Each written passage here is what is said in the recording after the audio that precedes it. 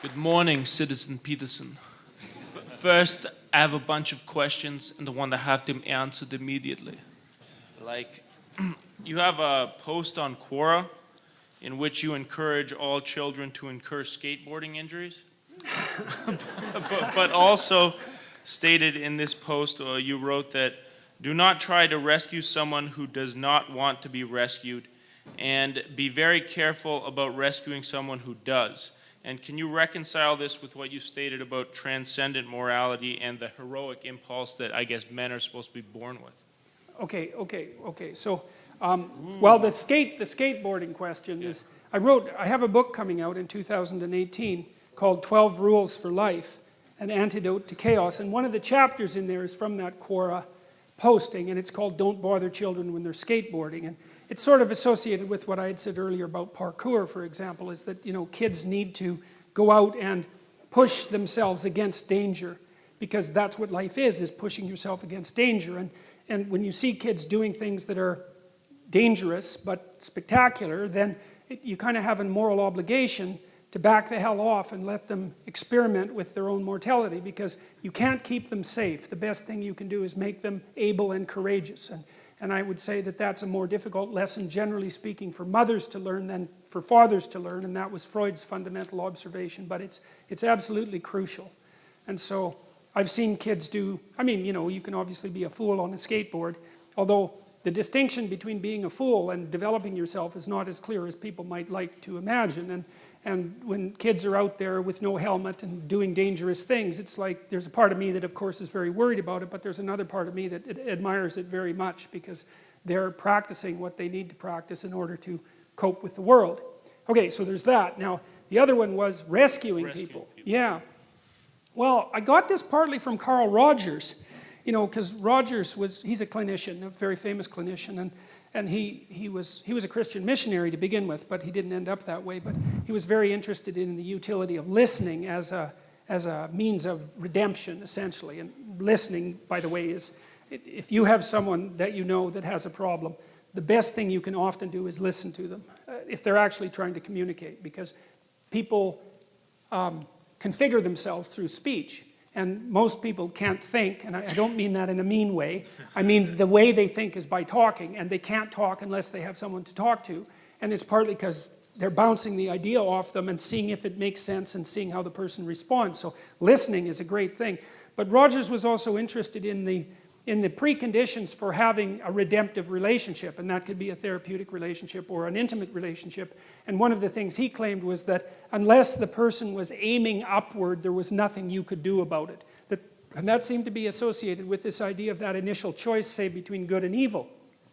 See, once someone comes to therapy, they've already done something.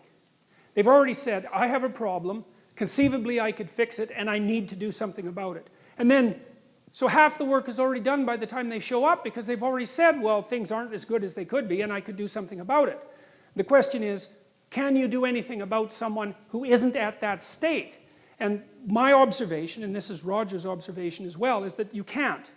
I think you can serve by example, but until the person has decided on their own that they're wrong, and that's why they're suffering, that there's something wrong about what they're doing, and that they want to fix it, I think that even trying to hammer against that often makes it worse.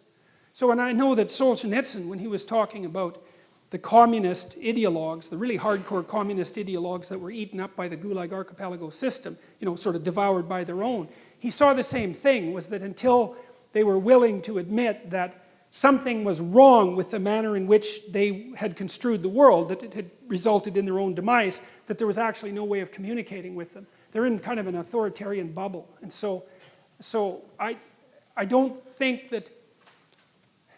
So even if you orient yourself as an archetypal hero, there's no way you can get through that barrier that Well, I think that that's part of the issue of free will. I do not think that people can learn unless they admit that they're wrong. There's this play, The Cocktail Hour by T.S. Eliot, and he has this woman in the play, and she comes up to a psychiatrist and she says, just in the course of casual conversation, she says, I really hope there's something wrong with me. And of course, the psychiatrist is a bit taken aback by that. And he says, well, why in the world would you hope such a thing? And she says something like, well, like, I'm suffering, man. Things are not good for me. I'm having a dreadful time of it. And as far as I can tell, there's only two possibilities. Either the world, in its essence, is conspiring against me and I'm doomed, because what am I going to do about the world? Like, it's just built into the structure of reality. Or I'm doing something wrong. So I'm really hoping that I'm doing something wrong, because if I am, then maybe I could fix it and I'd stop suffering. And it's something like that. And see, it's also, I think that if your life isn't what it could be and you're suffering, then it seems to me that that should be sufficient evidence that you don't know enough. And if that isn't sufficient evidence that you don't know enough, then I don't know how anyone else could provide you with that evidence. And so I'm going to leave it at that. This is psychological rescue, not like rescuing someone who's drowning, for example? Yes, you can rescue people when they're drowning even if they don't want you Perfect. I'll tell you something about that, though. Something interesting about that, and that's relevant, is that, I don't know how many of you know how you rescue someone who's drowning. You do it like this, right? You come to them like this, and you push them away with your foot. I'm telling you, that's what you do if you're a lifeguard, because if they're panicking and they grab you, you both drown. And that's stupid, because then you both drown, right? And that's a really good way, that's a really good metaphor for trying to help someone, too. It's like, when people are in real trouble, some of it's they're confused, and some of it is that their life has collapsed around them, and there's some malevolence there, and there's some desire for vengeance. It's just like one dangerous mess.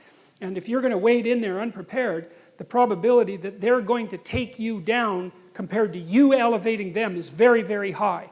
Because you don't even know what your damn psychological stability rests on. You might be saying, just because you're lucky and surrounded by sane people, that doesn't mean that you have the psychological wherewithal to really pull someone up from the depths of the underworld, especially if they've also got one foot in hell. So you should bloody well be careful about doing that kind of thing. It's hubristic to attempt it, and I would definitely caution people very carefully about trying to rescue someone who doesn't want to be rescued. It's very dangerous activity, and it can easily be counterproductive.